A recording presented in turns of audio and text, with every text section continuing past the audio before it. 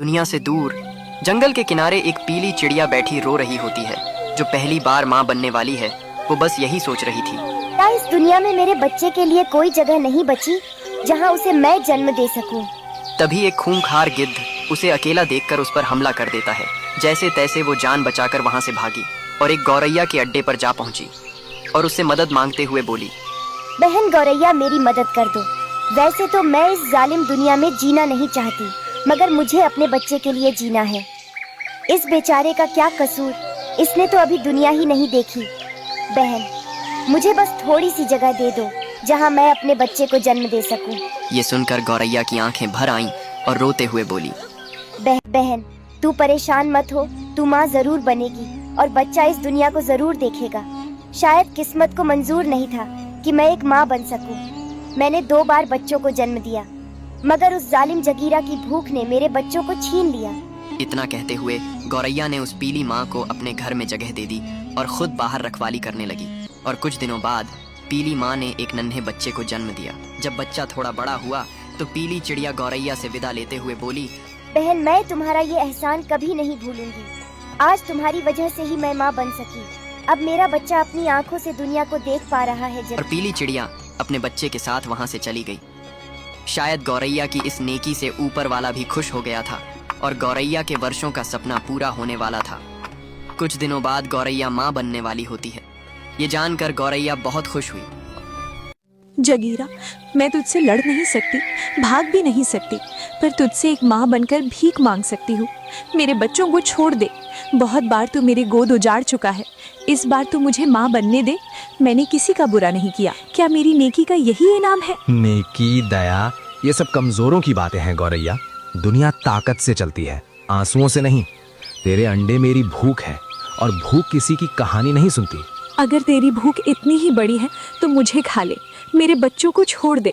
मेरे सीने में उन्हें पालने की आग है, पर तेरे पेट की आग उनसे बड़ी नहीं हो सकती। वो अभी इस दुनिया को जानते भी नहीं, उन्हें तो ये भी नहीं पता कि डर क्या होता है। तू सोचती है तू पहली माँ है जो रो रही है? हर शिकार रोता है, हर शिकार गिड़गिड़ाता है, पर शिकारी का दिल पत्थर का होता है। पत्थर भी टूट जाते हैं जगीरा, पर माँ का दिल नहीं टूटता, वो बस चुप हो जाता है।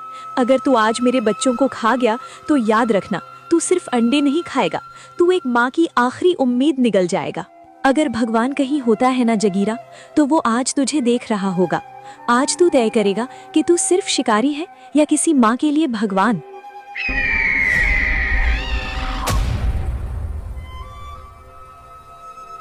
कुछ दिनों बाद जब पीली चिड़िया को पता चला कि उसकी बहन गौरैया माँ बन चुकी है, तो वह खुशी खुशी उससे मिलने चली गई। लेकिन जैसे ही वह गौरैया के अड्डे पर पहुंची, उसके होश उड़ गए। वहाँ बिखरा हुआ घोंसला पड़ा था, टूटे हुए अंडे थे और जमीन पर गौरैया के पंख फैले हुए थे। ये सब देखकर पीली चिड़िया समझ गई कि यह उस बेरहम जगीरा का ही काम है। वह वहीं टूट कर बैठ गई और अपनी बहन गौरैया को याद करके फूट फूट कर रोने लगी। उसके सीने में अब बहन के बदले की आग जल उठी। टूटे हुए मन से वह बोली, जगीरा, तूने अच्छा नहीं किया। इतना कहकर वह रोती हुई वहाँ से चल पड़ी। रास्ते में एक नागिन माँ ने पीली चिड़िया को रोते हुए देखा और बोली, बहन, तुम क्यों रो रही हो? पीली चिड़िया ने अपनी बहन गौरैया की पूरी कहानी उसे सुना दी। यह सुनकर नागिन भी रो पड़ी और बोली, इस बेरहम जगीरा का कुछ करना होगा ताकि किसी और माँ की गोद न उजड़ सके। नागिन पीली चिड़िया को साथ लेकर पक्षीराज के पास गई। नागिन पीली चिड़िया को साथ लेकर पक्षीराज के पास गई और उससे मदद मांगी। पक्षीराज गहरी आवाज में बोला, देखो नागिन, जगीरा बहुत निर्दयी और ताकतवर है, उससे जीतना आसान नहीं है। मैं अब बूढ़ा हो चुका हूँ, मेरे पंखों में अब उड़ने की ताकत नहीं रही, लेकिन अगर तुम किसी तरह जगीरा को मेरे पास ले आओ तो मैं उसका सामना कर सकता हूँ।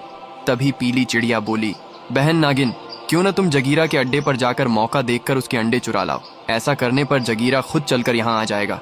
नागिन अपनी जान जोखिम में डालकर निकल पड़ी। सुबह सुबह वह जगीरा के अड्डे पर जा पहुंची और एक पहाड़ी के पास छिपकर देखने लगी। जैसे ही जगीरा अपनी पत्नी के साथ मॉर्निंग वॉक पर गया, नागिन पूरा घोंसला अंडों सहित उठाकर ले गई।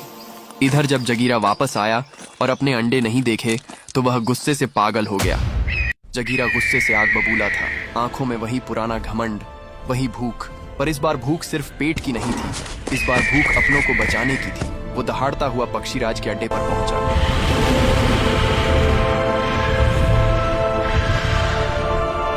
आ गया जगीरा, आज तुझे शिकार नहीं मिला, आज तू खुद कटघरे में खड़ा है। मेरे अंडे लौटा दो वरना सबको चीर दूंगा।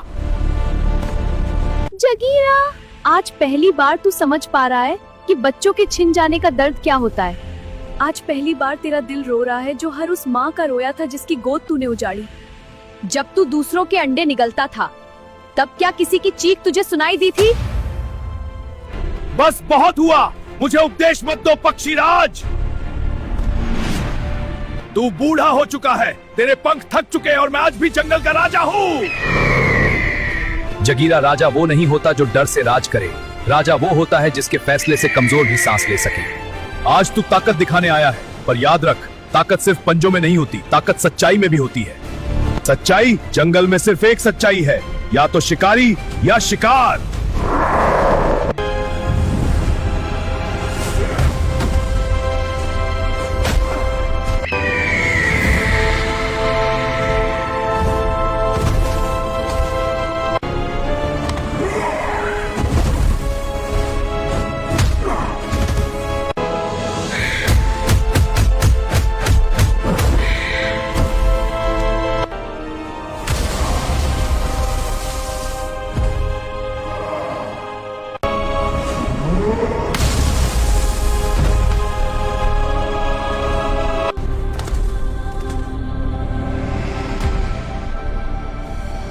बस कर जगीरा, अब मुझे माफ कर दे। मुझसे बहुत बड़ी गलती हो गई। ये रहे तुम्हारे अंडे। पक्षीराज, तूने मेरे अंडे चुराकर बहुत बड़ी गलती की है। जगीरा किसी को माफ नहीं करता। तूने मेरी आंखों में आंसू दिए, उसके एक एक आंसू का बदला मैं तेरे पूरे परिवार से लूंगा। अभी मैं यहां से जा रहा हूं अपने अंडे लेकर।